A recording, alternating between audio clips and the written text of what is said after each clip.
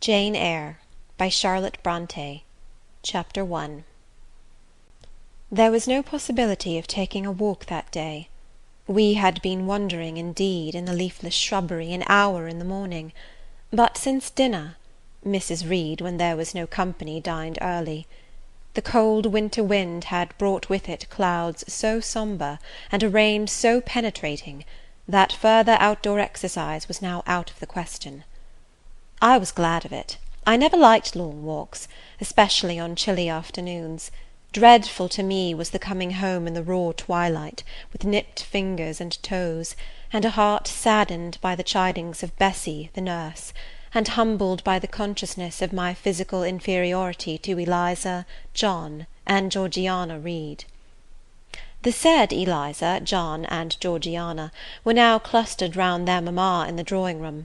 She lay reclined on a sofa by the fireside, and with her darlings about her, for the time neither quarrelling nor crying, looked perfectly happy.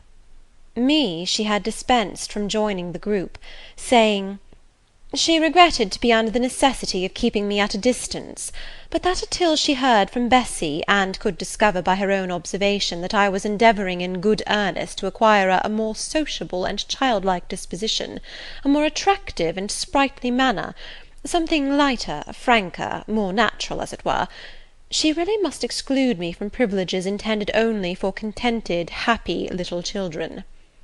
"What does Bessie say I have done?" I asked. "Jane, I don't like cavillers or questioners.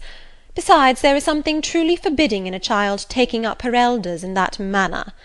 Be seated somewhere, and until you can speak pleasantly, remain silent." A breakfast-room adjoined the drawing-room. I slipped in there. It contained a bookcase. I soon possessed myself of a volume, taking care that it should be one stored with pictures. I mounted into the window-seat. Gathering up my feet, I sat cross-legged, like a Turk, and having drawn the red moreen curtain nearly close, I was shrined in double retirement. Folds of scarlet drapery shut in my view to the right hand.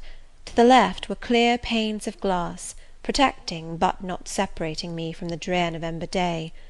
At intervals, while turning over the leaves of my book, I studied the aspect of that winter afternoon. Afar, it offered a pale blank of mist and cloud; near, a scene of wet lawn and storm-beat shrub, with ceaseless rain sweeping away wildly before a long and lamentable blast. I returned to my book. Bewick's History of British Birds. The letterpress thereof I cared little for, generally speaking, and yet there were certain introductory pages that, child as I was, I could not pass quite as a blank.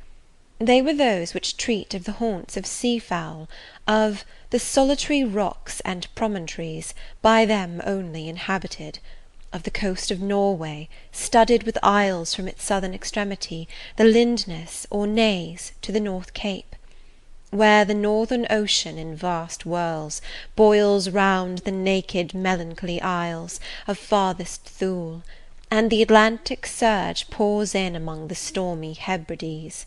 Nor could I pass unnoticed the suggestion of the bleak shores of Lapland, Siberia, Spitzbergen, Nova Zembla, Iceland, Greenland, with the vast sweep of the Arctic zone, and those forlorn regions of dreary space, that reservoir of frost and snow, where firm fields of ice, the accumulation of centuries of winters, glazed in alpine heights above heights, surround the pole, and concentrate the multiplied rigours of extreme cold.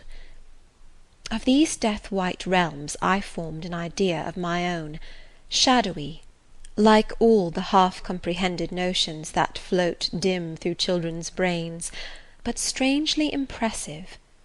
The words in these introductory pages connected themselves with the succeeding vignettes, and gave significance to the rock standing at Boulogne in a sea of billow and spray, to the broken boat stranded on a desolate coast, to the cold and ghastly moon glancing through bars of cloud at a wreck just sinking. I cannot tell what sentiment haunted the quite solitary churchyard, with its inscribed headstone, its gate, its 2 trees, its low horizon, girdled by a broken wall, and its newly risen crescent attesting the hour of eventide. The two ships becalmed on a torpid sea I believed to be marine phantoms. The fiend pinning down the thief's pack behind him I passed over quickly. It was an object of terror. So was the black horned thing, seated aloof on a rock, surveying a distant crowd surrounding a gallows. Each picture told a story, mysterious often to my undeveloped understanding and imperfect feelings, yet ever profoundly interesting. As interesting as the tales Bessie sometimes narrated on winter evenings, when she chanced to be in a good humour, and when, having brought her ironing-table to the nursery hearth, she allowed us to sit about it, and while she got up Mrs. Reed's lace frills, and crimped her nightcap borders, fed our eager attention with passages of love and adventure taken from old fairy tales and other ballads. Or, as at a later period I discovered, from the pages of Pamela and Henry Earl of Morland. With Buick on my knee I was then happy at least in my way. I feared nothing but interruption, and that came too soon. The breakfast-room door opened. "Bo! Madam Mope!" cried the voice of John Reed. Then he paused. He found the room apparently empty. "Where the dickens is she?" he continued. "Lizzie! Georgie!" calling to his sisters. "Joan is not here. Tell mamma she has run out into the rain. Bad animal!" It is well I drew the curtain, thought I, and I wished fervently he might not discover my hiding-place. Nor would John Reed have found it out himself. He was not quick either of vision or conception. But Eliza just put her head in at the door, and said at once, "She is in the window-seat, to be sure, Jack." And I came out immediately, for I trembled at the idea of being dragged forth by the said Jack. "What do you want?" I asked with awkward diffidence. "Say, what do you want, Master Reed?" was the answer. "I want you to come here." And seating himself in an arm-chair, he intimated by a gesture that I was to approach and stand before him. John Reed was a schoolboy of 14 years old, 4 years older than I, for I was but 10, large and stout for his age, with a dingy and unwholesome skin, thick lineaments in a spacious visage, heavy limbs, and large extremities. He gorged himself habitually at table, which made him bilious, and gave him a dim and bleared eye and flabby cheeks. He ought now to have been at school, but his mamma had taken him home for a month or two, on account of his delicate health. Mr. Miles, the master, affirmed that he would do very well if he had fewer cakes and sweetmeats sent him from home. But the mother's heart turned from an opinion so harsh, and inclined rather to the more refined idea that John's sallowness was owing to over-application, and perhaps to pining after home. John had not much affection for his mother and sisters, and an antipathy to me. He bullied and punished me, not 2 or 3 times in the week, nor once or twice in the day, but continually.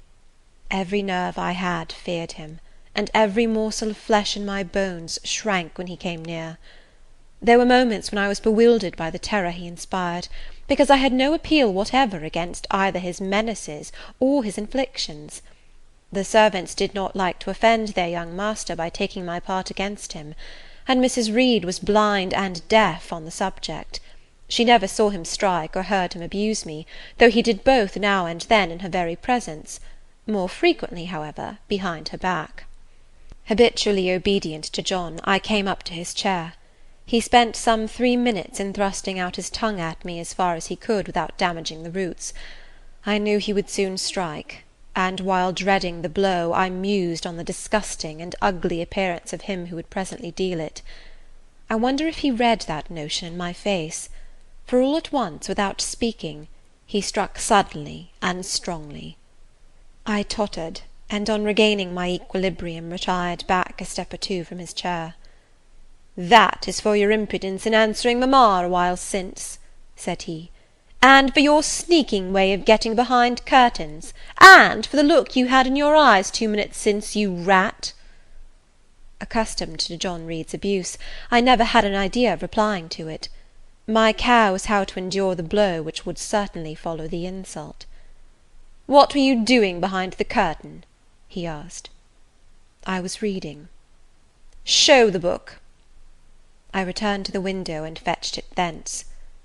"You have no business to take our books. You are a dependent, mamma says. You have no money. Your father left you none. You ought to beg, and not to live here with gentlemen's children like us, and eat the same meals we do, and wear clothes at our mamma's expense. Now I'll teach you to rummage my bookshelves, for they are mine. All the house belongs to me, or will do in a few years. Go and stand by the door, out of the way of the mirror and windows." I did so, not at first aware what was his intention. But when I saw him lift and poise the book, and stand in act to hurl it, I instinctively started aside with a cry of alarm. Not soon enough, however. The volume was flung, it hit me, and I fell, striking my head against the door and cutting it. The cut bled, the pain was sharp, my terror had passed its climax, other feelings succeeded. "Wicked and cruel boy," I said, "you are like a murderer, you are like a slave-driver, you are like the Roman emperors." I had read Goldsmith's History of Rome, and had formed my opinion of Nero, Caligula, etc. Also I had drawn parallels in silence, which I never thought thus to have declared aloud. "What? What?" he cried. "Did she say that to me? Did you hear her, Eliza and Georgiana? Won't I tell mamma? But first—" He ran headlong at me. I felt him grasp my hair and my shoulder. He had closed with a desperate thing. I really saw in him a tyrant, a murderer. I felt a drop or two of blood from my head trickle down my neck, and was sensible of somewhat pungent suffering.